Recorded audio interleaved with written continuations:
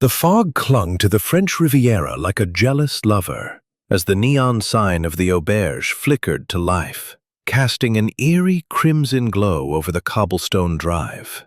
It was 1935, and the hotel's facade promised glamour amid the gathering storm. Inside, amid the chatter of well-heeled guests, Madame Elise Duval, the enigmatic proprietress, retired to her suite with a glass of champagne. By midnight, a piercing scream shattered the night. Her body lay crumpled on the Persian rug, a vial of poison clutched in her rigid hand. Was it suicide? Or had the shadows of envy and greed claimed another victim? Hercule Poirot, vacationing incognito, stroked his mustache. The little gray cells stirred. The game was afoot. Chapter 1. The Arrival of Shadows. The French Riviera in the autumn of 1935 was a canvas painted with the bold strokes of nature and the audacious flourishes of man. The Mediterranean Sea stretched out like a vast sapphire sheet, its surface occasionally ruffled by the capricious Mistral wind that swept down from the Alps, carrying with it the crisp scent of salt and pine. Perched precariously on the cliffs overlooking this eternal expanse stood the neon Auberge, a bastion of modernity amid the ancient stones of Nice. Its name was no mere whimsy. The facade was adorned with tubes of glowing neon, those miraculous inventions of the electric age, imported from Paris and even America, spelling out Auberge Neon in looping, cursive script that pulsed rhythmically. Crimson one moment, azure the next. It was as if the building itself breathed, alive with the promise of glamour, intrigue, and perhaps a touch of danger. Hercule Poirot, the diminutive Belgian detective whose reputation preceded him like a shadow at dusk, had chosen this unlikely sanctuary for a brief respite. He was a man of precise habits, his mustache waxed to perfection, his patent leather shoes gleaming even in the dim light of the arriving twilight. "Ah, mon cher Hastings," he had confided to his absent friend in a letter posted from Paris, if sensing his approach. Electric lights were a novelty here, a bold statement by the proprietress, Madame Elise Duval, who had transformed what was once a modest inn into a haven for the elite. Poirot alighted from the car, tipping the chauffeur with exact change, and paused to admire the architecture. Art Deco lines dominated. Geometric patterns in the ironwork balconies, frosted glass doors etched with stylized waves, and a grand entrance flanked by potted palms that swayed gently in the evening breeze. The air was perfumed with jasmine and the faint tang of the sea, but beneath it lurked something else, a subtle undercurrent of opulence masking decay, like a pearl concealing a flaw. Inside, the lobby was a symphony of luxury.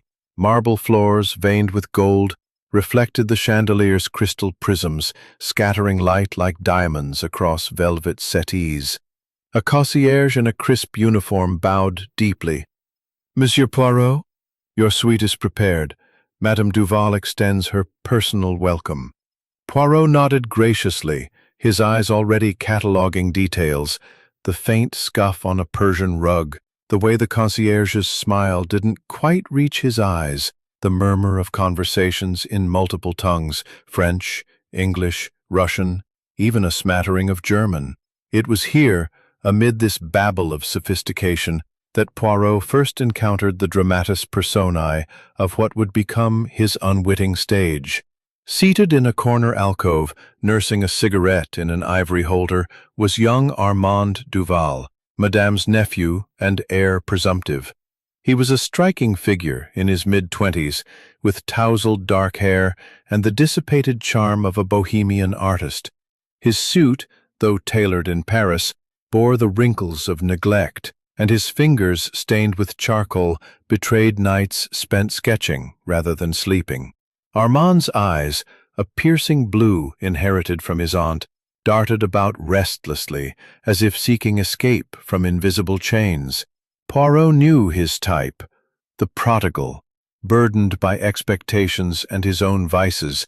Whispers in Monte Carlo spoke of gambling debts that could sink a liner, and a talent for portraiture that had once promised greatness, but now served only to paw. Émigrée from the Russian Revolution, she had fled St. Petersburg with jewels sewn into her petticoats and a nobility that no Bolshevik could strip away. Now in her 40s, her platinum hair coiffed in elegant waves, her gown of emerald silk clinging to a figure still enviable, Irina sipped a martini with aristocratic disdain. Her eyes, cold as Siberian winters, had once captivated czars. Now they fixed on the world with bitter resentment. Madame Duval had eclipsed her in the glittering salons of the Côte d'Azur, stealing invitations, admirers, and perhaps even a shared lover from the past. Jealousy was Irina's constant companion, a venom as potent as any poison. And then there was Dr. Émile Moreau, arriving just as Poirot collected his key.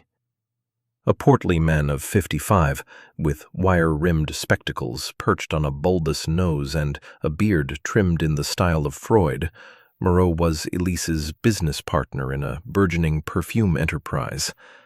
Their collaboration had birthed Néon Nuit, a scent capturing the Auberge's electric allure, notes of bergamot, jasmine, and a mysterious base of ambergris. But beneath the partnership lurked discord, accusations of embezzlement, formulas stolen, profits siphoned.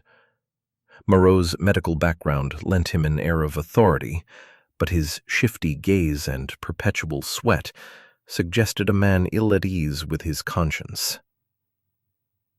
Madame Elise Duval herself descended the grand staircase at that moment, a vision that silenced the lobby.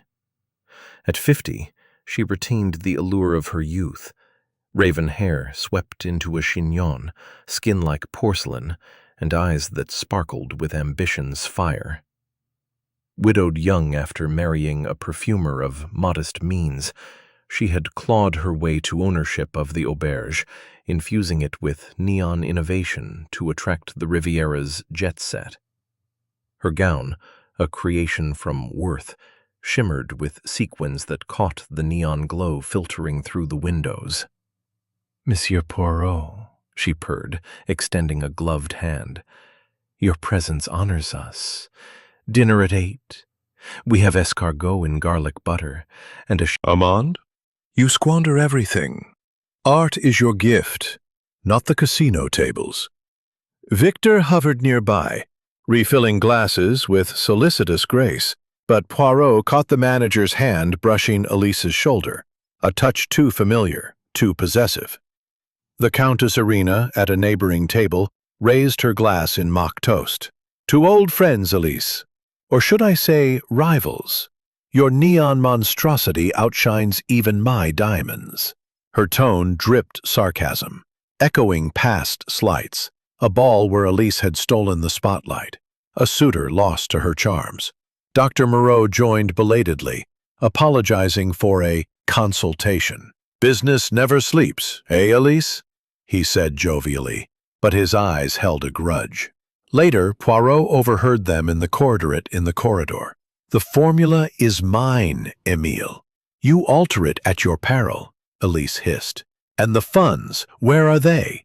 The air thickened with these undercurrents, a psychological fog as dense as the one rolling in from the sea. Poirot, savoring his cognac, felt the stirrings of curiosity. He strolled the grounds after dinner, the neon sign casting eerie hues on the gravel paths. The hotel's history whispered to him. Built in the 1890s as a sanatorium, abandoned after a scandalous death, revived by Elise's vision. Secret passages, rumors said, remnants of smuggling days. Retiring to his suite on the second floor, Poirot prepared for bed with ritualistic care, pajamas pressed, mustache net in place. But as he passed the ventilation grate, a peculiar odor wafted forth. Bitter almonds, faint yet unmistakable. Cyanide? He shook his head, attributing it to imagination, or perhaps a guest's exotic cologne. The auberge was full of eccentrics, yet sleep eluded him. At midnight, a storm brewed offshore, thunder rumbling like distant artillery from the Great War. Lightning illuminated the cliffs, and then a scream pierced the night, high and anguished, echoing through the halls like a banshee's wail. Guests stirred, doors flew open. Poirot, robe donned, hastened upward to the penthouse suite. Madame Elise Duval lay crumpled on Scent. Amands, amels. his little gray cells ignited. The game was indeed afoot, shadows lengthening under the neon glow. Who among the suspects had orchestrated this deadly charade? The night held its breath, waiting for revelation. Chapter 2. The Veil of Suspicion. Dawn crept over the neon auberge like a thief in the night, reluctant to fully illuminate the horrors it had witnessed. The Mediterranean, usually a mirror of azure tranquility, now churned under a slate-gray sky, waves crashing against the cliffs with a rhythmic fury that echoed the turmoil within the hotel's gilded walls. The neon sign, that garish sentinel of the night, appeared pallid and forlorn in the morning light, its tubes flickering weakly, as if exhausted from bearing witness to murder. Or was it suicide? The question hung in the air like the lingering storm clouds, heavy with unspoken accusations. Hercule Poirot arose early, as was his custom, his mind already a whirlwind of order amid chaos. He dressed with meticulous care, a three-piece suit of finest wool, a pocket watch chained in gold, and his mustache groomed to symmetrical perfection. Ah, the little gray cells, he murmured to his reflection in the ornate mirror of his suite. They demand nourishment, coffee, croissants, and facts. Descending to the lobby, he noted the subtle shifts, bellhops whispering in clusters, guests averting eyes, the concierge's bow a fraction less deferential. News of Madame Duval's demise had spread like wildfire through dry bougainvillea, igniting suspicions faster than any match. Inspector Leclerc had commandeered the penthouse suite as his makeshift headquarters, his men, two gendarmes with ill-fitting uniforms, trampling the scene with all the finesse of elephants in a porcelain shop. Poirot, invited as a consulting expert due to his fame, and Leclerc's secret hope of basking in reflected glory, ascended the grand staircase once more. The air in the corridor was thick, redolent of faded jasmine from Elisa's perfume and the acrid tang of officialdom, cigarette smoke, and cheap cologne. The body had been removed to post-mortem. The rigor suggests it was placed. And this... He knelt, gloved hand retrieving a stray pearl earring from beneath the rug's edge, its luster undimmed. Not Madame's. Her jewels were diamonds this evening. A bauble from another ear? Perhaps dropped in haste. Leclerc snorted. A trinket. Guests lose things daily. No, Poirot chided gently. In the psychology of crime, nothing is trivial. The window latch, scratched, as if forced from without, yet the flower bed below undisturbed by footprints. Rain last night would preserve them, n'est-ce pas? And the vents, he sniffed delicately. The bitter almond scent lingered faintly, cyanide's calling card. A grate in the wall, part of the hotel's modern heating system, showed faint smudges, dust disturbed. As Leclerc grumbled orders to his men, Poirot's mind reconstructed the scene. Elise had retired around 11, bidding goodnight to Victor in the lobby. Alone?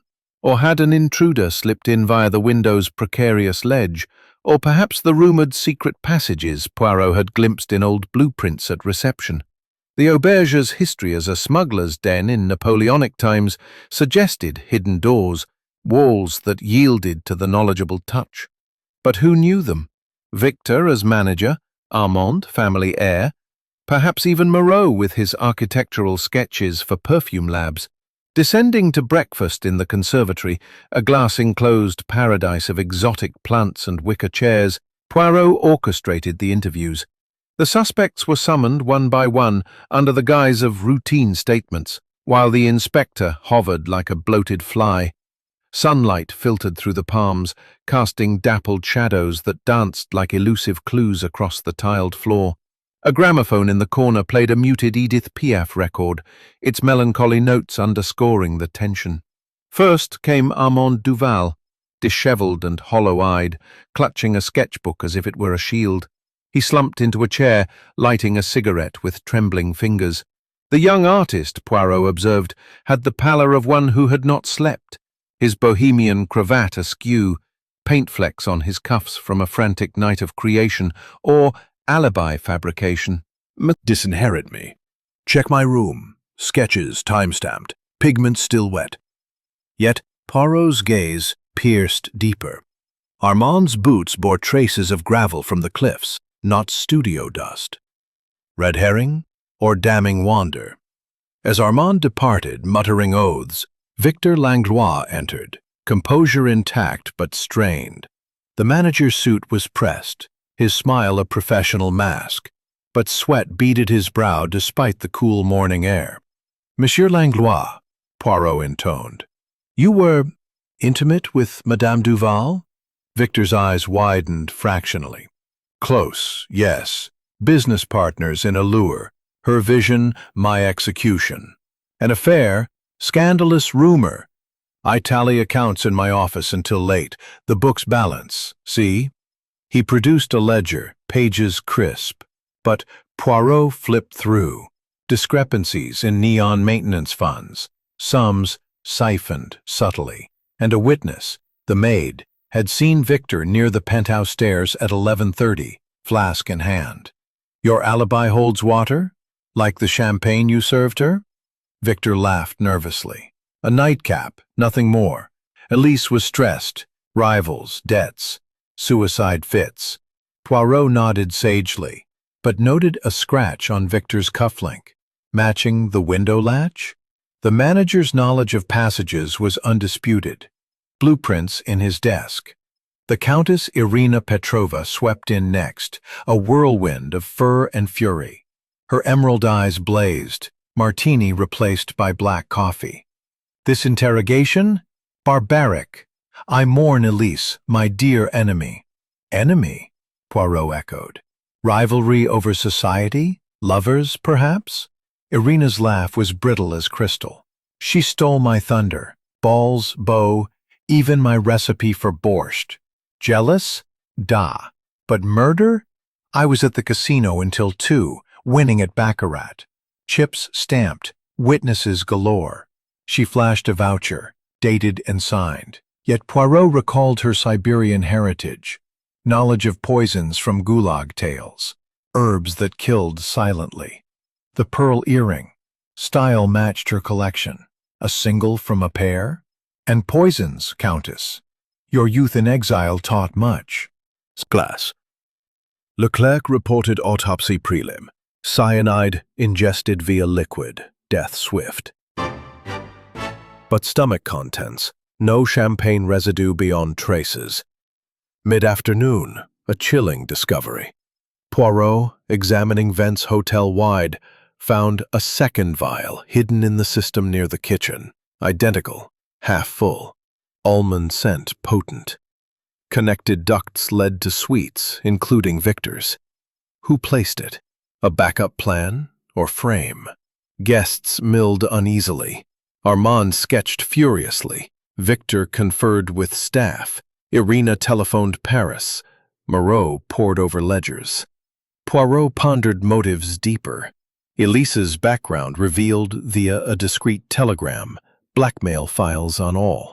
Armand's debts, Victor's embezzlement, Irina's forged papers, Moreau's plagiarism. As day waned, neon reignited, casting bloody hues. A maid confided, overheard Victor and Moreau arguing at dusk prior. "She knows too much." The veil lifted slightly, but suspicion veiled all.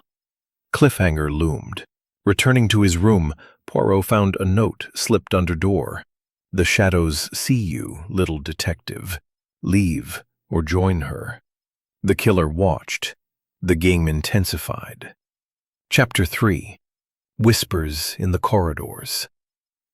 The corridors of the neon auberge twisted like the labyrinthine paths of the human mind, lined with mirrored walls that reflected not just faces, but fractured souls. Hercule Poirot navigated them with the grace of a panther, his cane tapping a rhythmic code against the parquet floors. It was late afternoon now, the storm's remnants dripping from eaves like tears unshed, and the hotel seemed to hold its breath. The neon sign outside buzzed intermittently, its glow seeping through transom windows in erratic pulses, crimson, indigo, gone, mirroring the flickering alibis of those within. The psychology of place, Poirot mused aloud, his voice a soft echo. These walls, they absorb secrets as a sponge does water. One must squeeze gently to extract the truth. In his methodical fashion, Poirot had dismissed Inspector Leclerc's sustained a small boutique. Henri's untimely death in a carriage accident 10 years later left Elise a widow with a child, a daughter, whispered rumors said, lost to scarlet fever in infancy. This grief fueled her ambition. She sold the boutique, invested in the dilapidated auberge, and transformed it with neon innovation, drawing the Riviera's glitterati. But success bred enemies. Debts from expansion, scandals of affairs, a hidden will that favored distant charities over blood ties, and blackmail. Files in her drawer hinted at dossiers on guests, leverage in a world of whispers. Poirot donned gloves, rifling delicately. A locked diary caught his eye, leather-bound and monogrammed. The key was absent, but a hairpin from his pocket sufficed. Click, and it yielded. Pages fluttered like startled birds. Entries chronicled betrayals. January 15. Victor demands a greater share. His touches grow bold, but I tire of his greed. March 2nd. Irina threatens exposure of my forged papers from the war. Hypocrite. Her own jewels are paste. May 20th. Emile alters formulas, skims profits. My partner, my thief. September 10. Armand begs again. His sketches are genius, but his vices will ruin us. The final entry, dated yesterday. Betrayed by my closest ally. The shadows close in. Must confront tonight. Closest ally, Poirot repeated, stroking his mustache. Ally implied partnership. Moreau or Victor? Lover and manager. The ink was hurried, a blot suggesting agitation. He pocketed a loose page, a receipt for cyanide, purchased for pest control under Moreau's name. Progressive clue. The doctor's expertise extended beyond perfumes to toxins. As a chemist, he synthesized compounds that could kill or cure. Venturing deeper, Poirot summoned the maid, a wide-eyed Breton girl named Marie, in a linen closet for discretion. Mademoiselle, the mind of a servant sees all. Speak freely. Marie trembled, curtsying. Monsieur, Madame was kind but haunted. Her child. The little one died, yes, but rumors say it was no. Face crumpled. 10,000 francs. Aunt refused bailout, but I'd never. Look, this pawn ticket. He thrust it forward. Elise's brooch, hawked yesterday. Motive deepened. Desperation. Yet his eyes held genuine grief, sketches revealing a boy's adoration for his guardian. Red herring? Or the ticket planted to incriminate. Evening approached, neon awakening fully, bathing corridors in otherworldly light. Poirot confronted Victor in the manager's office, a den of ledgers and brandy decanters. Love letters spilled from a drawer, passionate scrawls from Elise. Your touch electrifies like our sign. But handwriting analysis in Poirot's mind mismatched. Forgeries? Victor paled under questioning. She planned to end our liaison. Exposure would ruin me. But I was balancing books. Ask the accountant. The ledger showed embezzlement. Funds diverted to a mistress in Cannes. Alibi. Staff saw him. But gaps allowed passage slips. The vents carry sense, Victor added nervously. Her perfume everywhere. Poirot nodded, filing the contradiction. Letters faked by another. Moreau, perhaps, to divert? The Countess Irina received him in her suite, a bower of silks and samovars. Fur-draped, she poured vodka with steady hand. Exiled nobility, monsieur. I survive on wits. Elise and I shared a lover once, pre-revolution.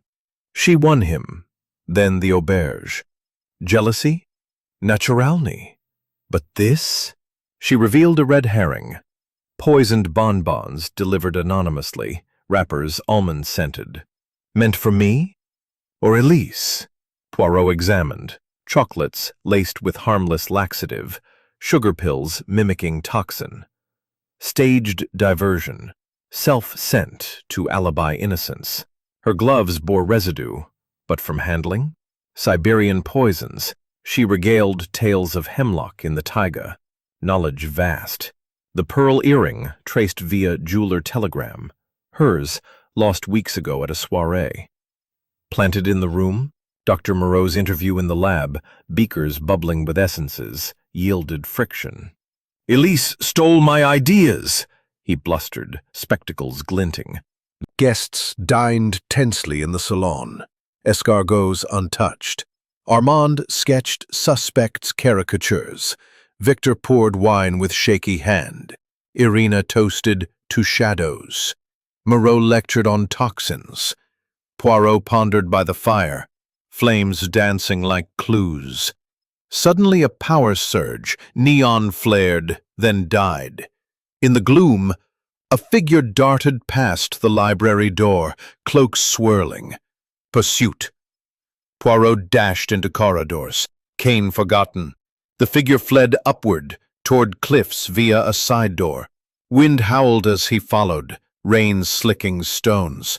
On the precipice, moonlight revealed a gloved hand dropping a note into the abyss. No, thrusting it toward him. Leave or die, Poirot. The neon hides more deaths. The figure vanished into mist. Victor? Moreau? Cliffhanger. A push from behind, teetering on the edge, waves crashing below like hungry jaws. The web tightens. Hercule Poirot teetered on the precipice, the gloved hands shove sending pebbles skittering into the void below. The Mediterranean roared its approval, waves gnashing like teeth in the abyss. But Poirot's balance, honed by years of precarious pursuits, saved him. He twisted, grasping a jagged rock outcrop, his patent leather shoes scraping for purchase on the slick cliffside. The figure, cloaked in shadow, melted into the mist-shrouded gardens, footsteps swallowed by the storm's fury. "Ah, mon Dieu!" Poirot gasped, heart pounding like a jazz drum in a Nice nightclub. The killer reveals impatience, but not identity. Yet.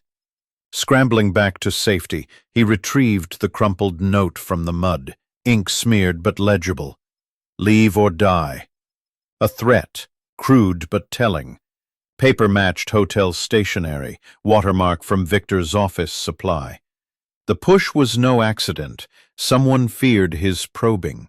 Brushing dirt from his suit, Poirot retreated indoors, the neon sign sputtering overhead like a nervous informant. The Auberge's corridors welcomed him back with their mirrored illusions, reflections multiplying his disheveled form into an army of concierge. Ah! A thread through the keyhole, pulled from outside post-poisoning, locking it to simulate suicide. The window. A diversion, latch scratched by a tool, not entry.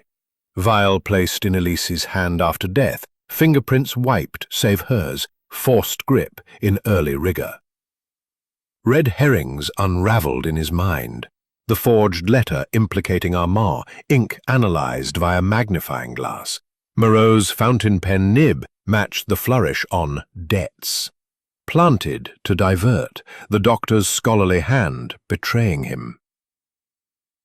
Dawn's reluctant light filtered through shutters as Poirot summoned energy for the grand assemblage. The ballroom, that opulent cavern of crystal chandeliers and gilded mouldings, served as theatre. Mirrors lined the walls, reflecting suspects infinitely, a psychological multiplier of guilt. Tables were cleared, chairs arranged in a semicircle like a tribunal. Neon from outside bled through velvet curtains, casting eerie hues on faces.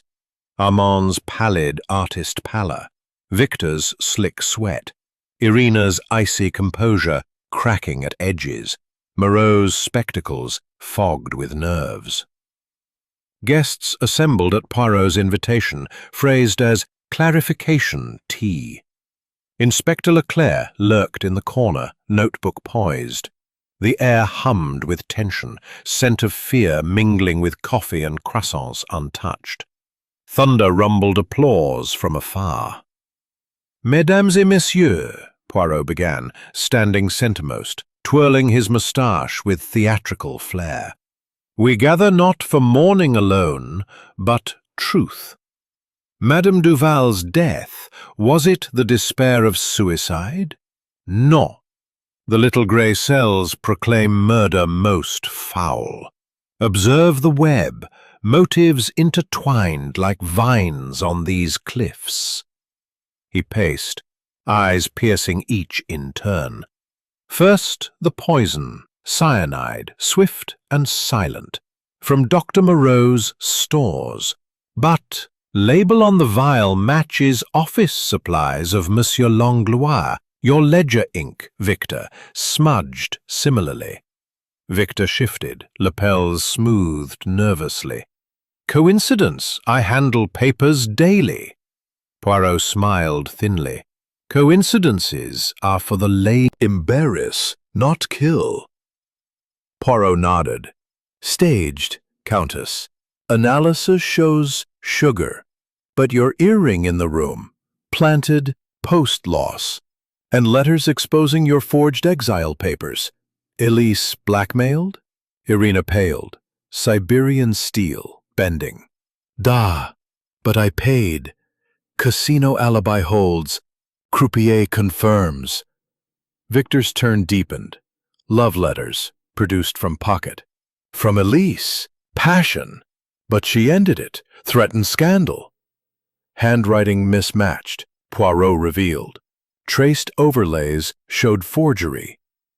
Your creation, perhaps, to cover embezzlement. Records, 50,000 francs missing, funneled to con mistress. Victor sputtered. "Slander! I served her faithfully." Evidence mounted like storm clouds. Poirot sprinkled talcum earlier in vents. Footprints now brushed, but size 10, Victor's shoes. Almond scent traced to his quarters via ducts. Dr. Moreau adjusted spectacles, blustering. "Absurd! Partnership dissolved in arguments, yes. She accused theft. But I innovated néant nuit." "Your motive strongest," Poirot pressed. "Formulas stolen, funds skimmed. Diary, Emile, my betrayer. And the forged letter. Your nib." Moreau flushed. "Diversion necessary? No." As thunder crashed, Poirot wove logic. "The champagne laced in pantry, delivered by you, Victor, via passage. Moreau supplied toxin. Alliance?" Denials chorused. The web tightened. Blueprints showed passages linking all. Victor's office to suite, Moreau's lab to vents. "Confrontation alone with Victor in the alcove," Poirot pressed. "You used the string trick. Admit." Victor paled, denied. Never. Elise alive when I left. But a scream shattered the moment, from the Countess's suite adjacent. Rushing en masse, they burst in. Irina unconscious on the settee, vial similar clutched, froth at lips. Attempted murder? Smelling salts revived her. Intruder! Gloved! Poison forced! The room tossed, window open. Hand, not as weapon but probe, peering through the peephole, distorted by Art Deco glass, into emptiness.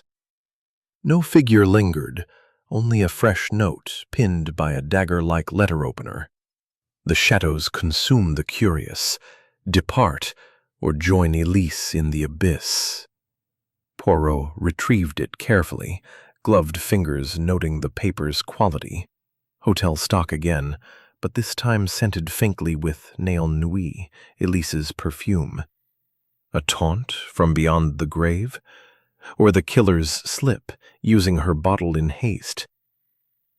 Ah, the human heart, he murmured, pocketing the missive. It betrays even in silence. The knock was diversion, perhaps, to plant this warning while he pondered. But ponder he did, lighting a tisane lamp and settling into an armchair, the neon glow filtering through curtains like blood through veins. Dawn would bring confrontation, but midnight demanded introspection. The web had tightened in the ballroom assembly, suspects squirming like insects pinned by logic. Now, in solitude, Poirot delved deeper into their psyches, employing his renowned methodology, observation of the soul's undercurrents, where motives swam like sharks beneath placid waters. All had access, all grievances, but patterns emerged, intertwined lies, a conspiracy fracturing under pressure. The Countess Irina recovered swiftly in her suite, under Dr. Moreau's grudging care, salts and brandy reviving her aristocratic vigor. Poirot visited at first light, finding her propped on silken pillows, a vision of resilient fury. "The intruder," she rasped, voice hoarse from the toxin, gloved, masked by shadow, forced the vial, bitter as betrayal. Her eyes, those cold Siberian orbs, held terror genuine, but Poirot probed gently. "Countess, your bonbons were harmless diversions, But this attempt, staged alliance with the killer, or true peril?" Irina laughed bitterly, a sound like cracking ice on the Neva. "Staged? Niet. I am..." Strokes capturing her grief over the lost child. "She saved me from the streets," Armand confessed, eyes rimmed red from unshed tears or absinthe. "Parents gone in a boating mishap. Her doing? Rumors say she poisoned their wine for inheritance. But no, I'd know. His vices, gambling dens in Monte Carlo, debts to Corsican lenders who broke fingers for delay. The pawned brooch? Planted in my room. Found it, slipped under door. Red herring abound. A stolen necklace from Elise's jewel box discovered in his easel. Diamonds glinting accusingly, but lock picked cleanly. Moreau's surgical tools could manage. Art forgives much, Poirot mused, but murder? Your Cliff's sighting. Arguing with Victor? Armand paled. Borrowing money? He refused. Aunt's will crushes me. Victor's polish cracked in his office interrogation, the manager pacing like a caged tiger. Beneath suave exterior, orphan roots mirroring Elise's, risen from bellhop to confidant via ambition and seduction. She promised partnership, he wept, facade crumbling, but discovered my embezzlement. 50,000 to my mistress, a dancer fleeing war scars. Affair genuine. Letters his own forgeries to cover tracks. Secret passages. I used them for liaisons, yes. Delivered champagne that night? Laced? Impossible. Yet footprints in talcum matched his gait, vents from his quarters carrying scents. Moreau, the bitter scholar, resented deepest. In his lab, beakers bubbled essences, but eyes held grudge. Brilliant I was, synthesized ambergris synthetic. Revolution! Elise stole credit, skimmed profits for neon fripperies. His plagiarism exposed in diary margins. Patient alibi false, colleague bribed to lie.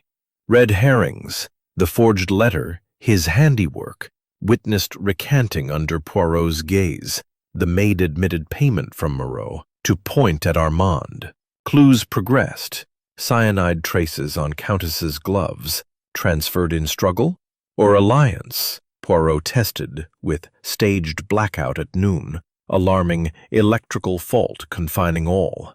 In darkness, movement lectured cyanide history, voice droning. Poirot announced midnight gathering, unmasking comes. But en route, shadows stirred, a gloved figure in mirrors, pursuit brief, lost in corridors. In room, preparation, revolver from valise.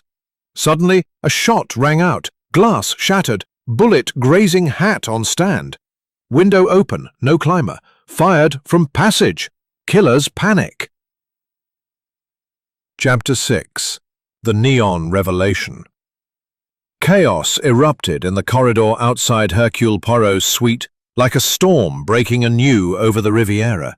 The gunshots' acrid smoke still curling in the air as Irina's scream pierced the night. The Countess, gown disheveled and eyes wild with terror, clutched a teacup, its contents spilled, steaming faintly with the telltale almond bitterness. "Poison again!" she shrieked, collapsing into Armand's reluctant arms, her platinum hair coming unpinned, like a crown toppling from a fallen monarch. Victor Langlois paled, smoothing his lapels in futile composure. Dr. Émile Moreau adjusted his spectacles, hands steady but betraying a microscopic tremor. Young Armand Duval sketched the scene frantically in his mind's eye, charcoal fingers itching for paper. Poirot, unscathed, the bullet had merely grazed his Homburg hat, perforating the felt but sparing flesh, emerged like a general from the fray. "Mes amis, composure," he commanded, his voice a beacon in the pandemonium. Inspector Leclerc blundered in moments later, revolver drawn, gendarmes trailing with lanterns swinging arcs of light across the mirrored walls. The reflections multiplied the hysteria. Infinite Irinas fainting, infinite Poirots stroking moustaches in contemplation. "The shot, from the passage," Poirot explained swiftly, pointing to the concealed panel ajar behind a tapestry. "A warning, fired in panic, blank snow, real lead, but aimed high. The tea, another attempt, or diversion magnifique?" The teacup, snatched and sniffed, confirmed cyanide traces. Dilute, non-lethal, a message rather than murder. Irina revived with salts, babbling of a gloved intruder slipping into her room during the blackout's aftermath. But Poirot's little centermost, the room's mirrors reflecting his diminutive form into an army of truth-seekers. The storm had subsided, waves a distant murmur, but tension crackled like electricity in the neon tubes. "Mesdames et messieurs," he intoned, voice resonant with Belgian precision. "We confront the symphony of deceit. Madame Elise Duval's murder, no suicide, no impulse, but a calculated crescendo of greed and betrayal.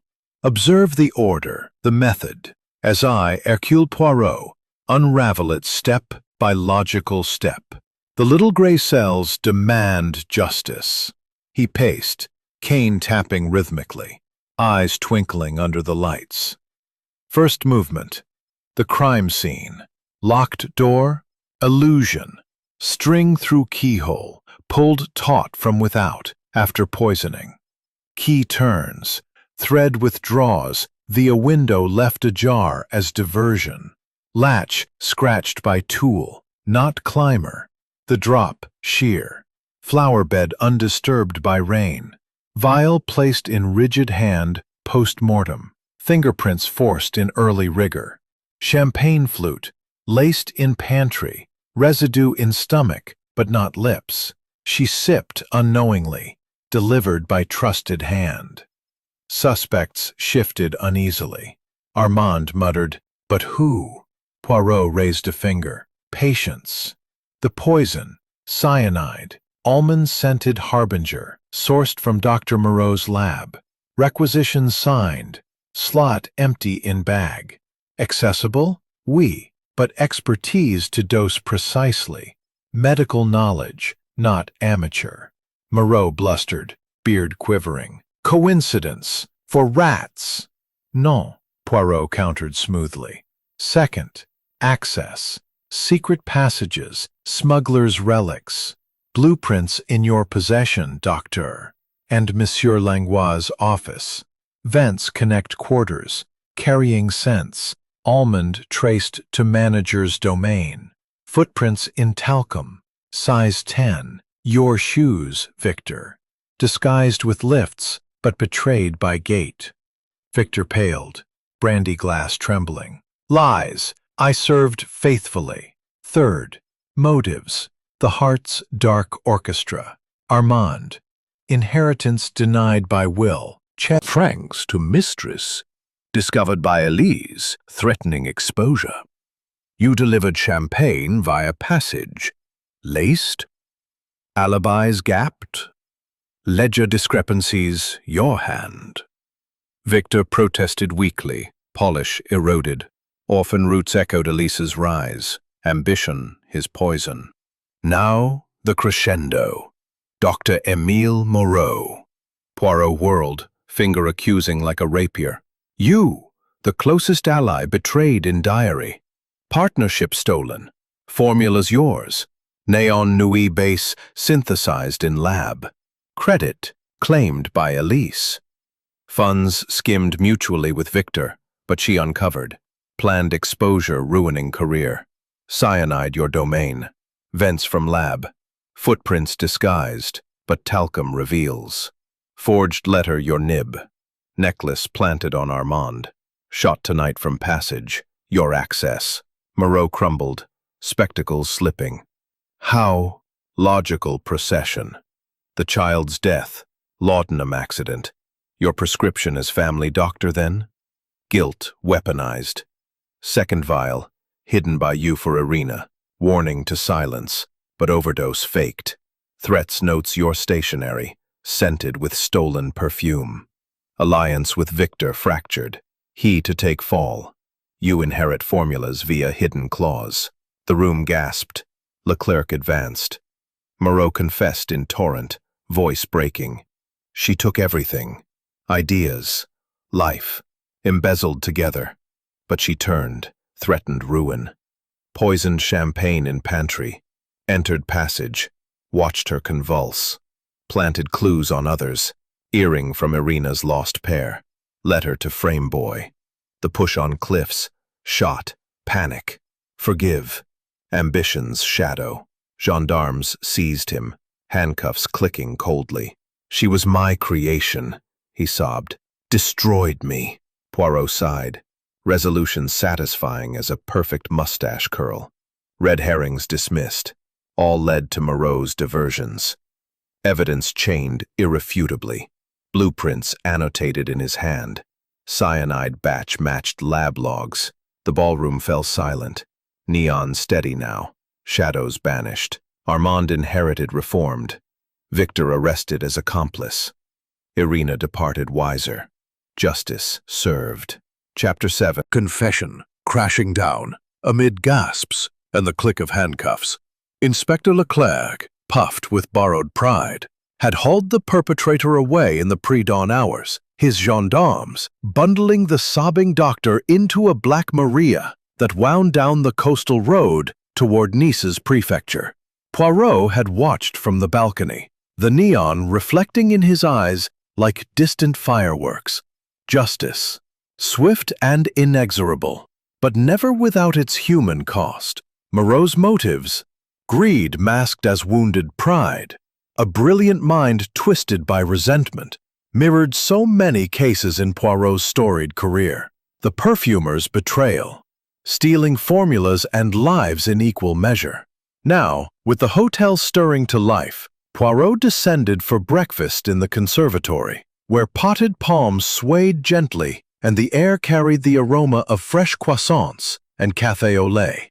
The suspects, no longer suspects, but survivors of their own dramas, gathered in loose constellation, the weight of suspicion lifted like fog burning off the sea. Armand Duval sat at a wicker table, sketching not caricatures of guilt, but serene landscapes, the cliffs bathed in sunlight, Elise's likeness ethereal in the clouds. His eyes, once darting with desperation, now held a quiet resolve.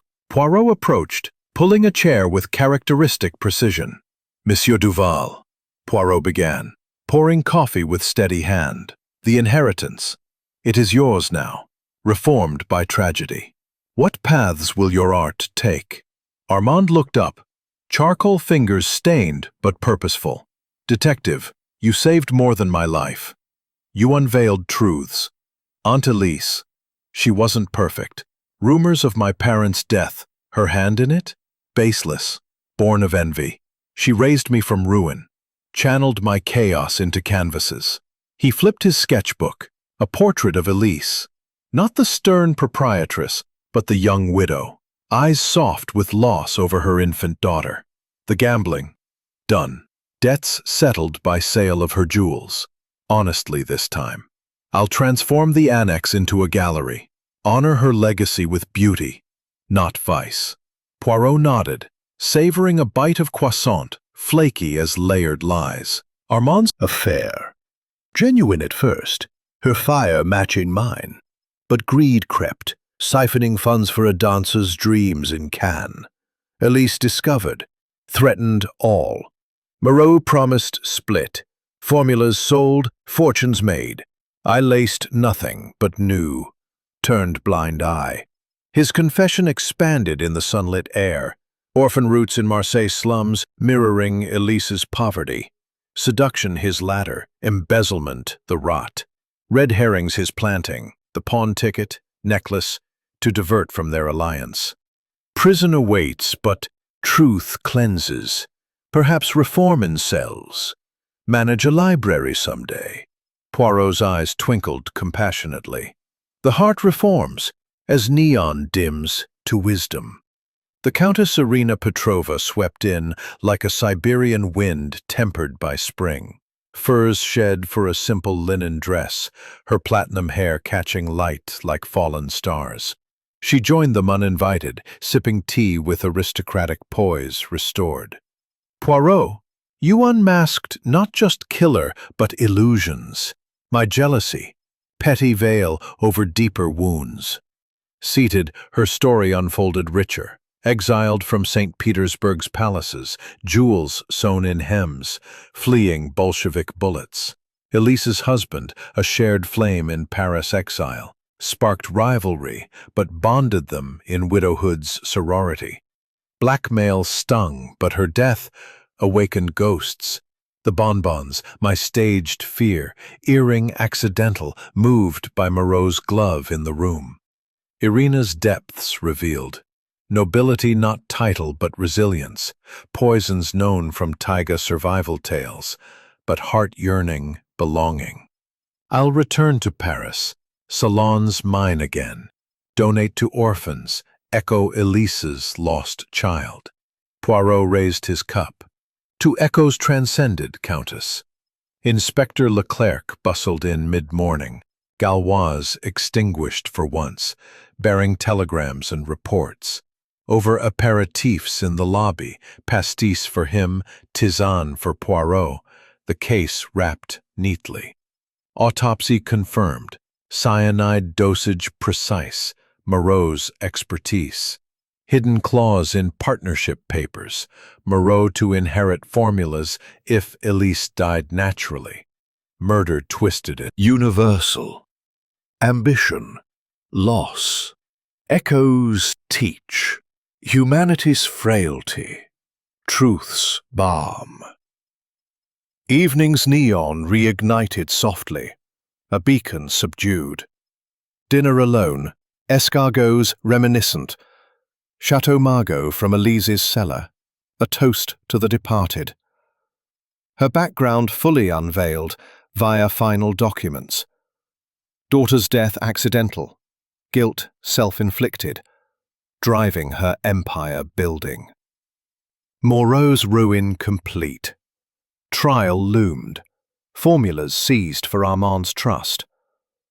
As stars emerged, Poirot packed, train to Brussels awaiting. On the balcony, he mused, "The Riviera whispers secrets, but order silences them." A final glimpse. The signs steady, shadows gone. Justice served, but echoes of human folly lingered, eternal. In the quiet, Poirot boarded his carriage, the auberge receding like a dream. "Adieu," he whispered. The little grey cells rested, until the next mystery called. Chapter 8. Legacy of Light. The train from Nice to Paris pulled away from the platform with a mournful whistle. Steam billowing like the ghosts of unresolved riddles dispersing into the azure sky. Hercule Poirot settled into his first-class compartment, the plush velvet seat cradling his diminutive frame, as the Riviera's jagged coastline receded through the window. A mosaic of turquoise bays, terraced vineyards, and cliffside villas clinging like secrets to the rock. It was 1935, and the world hurried toward uncertainties. Whispers of economic tremors in America, rumblings in Spain, but here on the Côte d'Azur, time seemed suspended in electric glamour. The neon auberge shrank to a pinpoint of pulsing light on the horizon, its sign a final wink before vanishing around a bend. "Ah, adieu, shadows," Poirot murmured, adjusting his Homburg hat and unfolding a copy of Le Figaro. The case closes, but legacies, they illuminate long after the storm. In the quiet clatter of the rails, Poirot's mind, those in a prison carriage trailing Poirot's train, or so imagination fancied. His confession expanded in leaked transcripts, alliance with Victor born in lab nights, formulas whispered over beakers, profits split, until Elise's discovery shattered the pact. "She was the spark," Moreau had sobbed to Leclerc, "but I the fire untamed." His expertise in toxins, synthesized from Prussian blue residues, dosed with perfumer's precision, sealed his doom. Red herrings his specialty, the earring pilfered from Irina's suite during a consultation, planted mid-convulsion. The forged letter mimicking Armand's scrawl via traced sketches. The vents, his conduit for almond whispers, betrayed by dust motes carrying lab chalk. Poirot sipped from a silver flask, tisane, not brandy, moderation in victory, and journaled in neat script, case notes, neon auberge, motive universal, stolen innovation, method, passage and poison, moral, ambition's neon blinds, but truth's steady bulb endures. The train wound through Provence, lavender fields blurring into purple haze, evoking neon nuit's bass notes. Armand's inheritance, wisely managed, the will's charities amended post-mortem by legal writ, funds channeling to art scholarships in Elise's name. Young Duval's reformation heartened. Telegrams en route confirmed his first gallery opening in Nice. Sketches of cliffs now symbolizing resilience, not peril. A stop in Marseille stirred memories. Victor's orphan roots here, slums birthing his suave climb. The manager accomplice, sentenced lightly for testimony, wrote from holding, "Monsieur Poirot, your logic spared worse fate. Embezzlement my chain, reform my key." His depths, love for Elise genuine amid greed, dance a mistress a fleeting illusion. Poirot pondered psychology. Mirrors in corridors reflected not just faces but fractured selves. Victor's polish a mask, cracked by confession. As the landscape shifted to rolling, Poirot received a telegram slipped by the conductor from Countess Irina, aboard her own luxe voyage to Paris. Gratitude eternal. Eiffel Tower piercing haze. Poirot disembarked, valise in hand, into bustling Gare de Lyon. A fiacre to his apartment, streets alive with accordions and newsboys. Home, bookshelves orderly, moustache nets aligned. Hastings awaited, eager for tales. "Mon ami," Poirot recounted over tea, "the Riviera hides daggers in Bougainvillea, but order prevails." Legacy's light. Armand's gallery thrived, murals of neon knights. Irina's fund aided exiles. Victor reformed in clerical post. Moreau? Life sentence, formulas public domain. In twilight, Poirot strolled Seine, echoes fading. Humanity's mystery, eternal, but solvable. Chapter 9. Shadows Revisited. The twilight over Paris painted the Seine in strokes of amber and indigo, the river's flow a serene counterpoint to the city's ceaseless hum. Accordions wailing from Montmartre cafes, fiacres clattering on boulevards, newsboys hawking headlines of impending European storms. Hercule Poirot strolled along the Quai d'Orsay, his cane tapping a measured rhythm against the paving stones. The neon Auberge case tucked neatly into memory's archive like a solved puzzle in his mental cabinet. Legacy's light had seemed to prevail. Armand's gallery flourishing, Irina's philanthropy blooming. Victor's redemption quiet but genuine. Yet as the Eiffel Tower's lights flickered on like distant neon echoes, a porter boy dashed up, breathless, thrusting a telegram into Poirot's gloved hand. "Monsieur Poirot? Urgent from Nice." The envelope bore the Auberge's embossed seal, smudged with haste. Poirot's moustache twitched, a frisson of the old thrill. Tearing it open beneath a gas lamp, he read, "Shadows return. Hidden chamber discovered in passages. Elise's secret. Come swiftly. Danger lurks. Armand Duval." The little grey cells stirred from complacency, not dormant after all. Ah, mon Dieu, the case. It breathes still. Echoes were but prelude. Hastings, his faithful chronicler, met him at the apartment with tea and curiosity. Poirot gleamed. "Lead on, jeune artiste." The passages, unsealed for works, yawned dark and musty. Smuggler's veins still potent. Armand lit lanterns. Dust motes danced like clues. Moreau's old lab, beakers shattered in arrest, led to a false wall. Panel yielded to Poirot's probe. Inside, a boudoir of secrets, velvet chaise, locked cabinets. Air thick with faded néon nuit, and bitter almonds? Faint, but unmistakable. "Her true retreat," Armand whispered, "aren't hid here during stresses. Cabinets forced, files galore, blackmail expanded, but new, a second will, predating the known, bequeathing formulas to an unknown heir." "A child," Poirot mused, "Elise's daughter.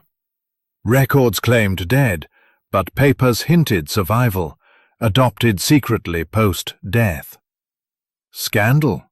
The fever faked to protect from Henri's debts. Child spirited to convent. Deeper, a journal. Final entries frantic.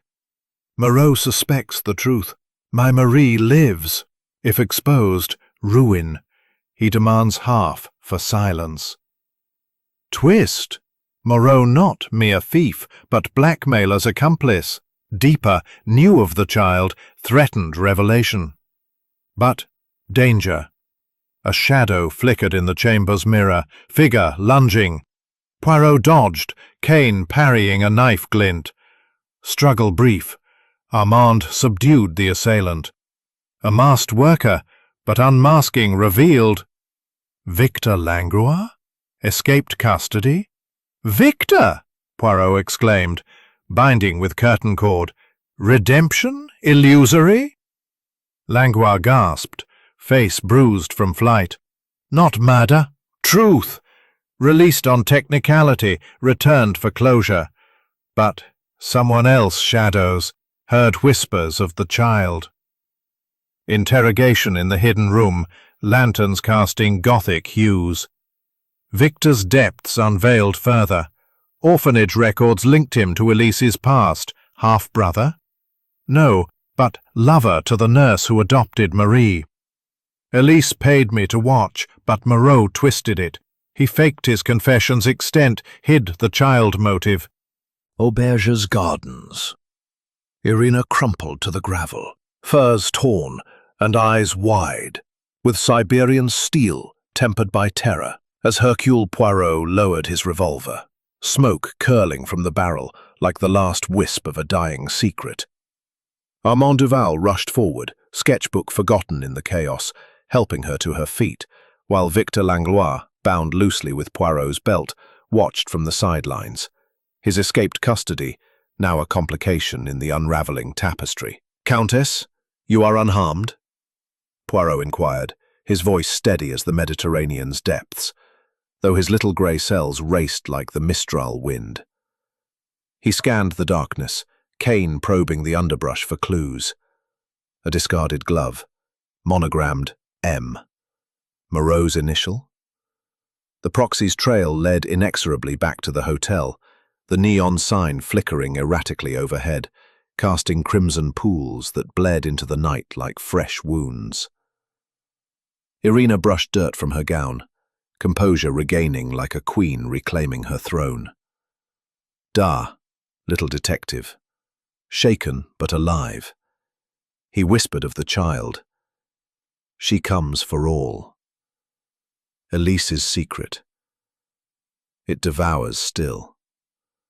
Her breath came in measured gasps, the chill air carrying salt and jasmine, mingled with the faint almond phantom that haunted the vents. Armand supported her toward the auberge, Victor trailing under Poirot's watchful eye. The air. My sister, the young artist murmured, voice laced with awe and inherited grief. The hidden chamber's revelations had transformed him. No longer mere nephew, but guardian of bloodline burdens. Back in the lobby, lanterns hastily lit against the power surges, sabotage evident in severed wires. Poirot orchestrated order amid resurgence. Consortium representatives, roused from Nice inns, milled uneasily. Staff whispered of ghosts in passages. Inspector Leclerc, telegraphed urgently, arrived by motorcar, Gaulois dangling in disbelief. Poirot? Again? Moreau's in chains. Chains loosen with gold, Poirot replied cryptically, leading the assemblage to the concealed sanctum. Secret. Moreau blackmailed us both. Poirot's eyes pierced. Complice deeper, no? You sabotaged the neon. Distraction for the thug. Victor nodded defeatedly. Polish eroded to raw vulnerability. His orphan roots intertwined. Nurse lover birthed from Elise's payment. Marie's protector in shadows. Embezzlement funded silence, but love fractured alliance. Irina added layers. Paris whispers reached me. Marie contacted, none no more, seeking birthright. Moreau, from cell, sends proxies via coded messages smuggled in beard trimmings. Progressive clues mounted. The thug's glove traced to Nice apothecary. Cyanide residue fresh. Moreau's formula replicated. Passages echoed footsteps. Another intruder? Arm 32. The ballroom reconvened under sputtering neon, chandeliers swaying in draft. Poirot center. Evidence table expanded. Locket. Telegram. Glove. Mes amis miaux. Shadows revisit because light was incomplete. Elise faked the child's death. Guilt over neglect. Ambition's price. Marie lives, heir true. Moreau knew from prescriptions. Blackmailed for formulas, sharing. Armand. Sister. Blood calls. Cliffhanger resolved. A knock at entrance. Soft. Hesitant. The doors creaked open to reveal a young woman, veiled in travel cloak, eyes Elise's mirror. Raven hair. Determined gaze. I am Marie. Mother's secrets led me. Gasps rippled. But danger. The thug, unmasked as Moreau's cousin, lunged from curtains, knife gleaming. Poirot's cane tripped him. Leclerc cuffed. Marie's story. Convent raised. Letters from Elise sporadic. Inheritance call via lawyer. Doctor threatened. Escape to claim.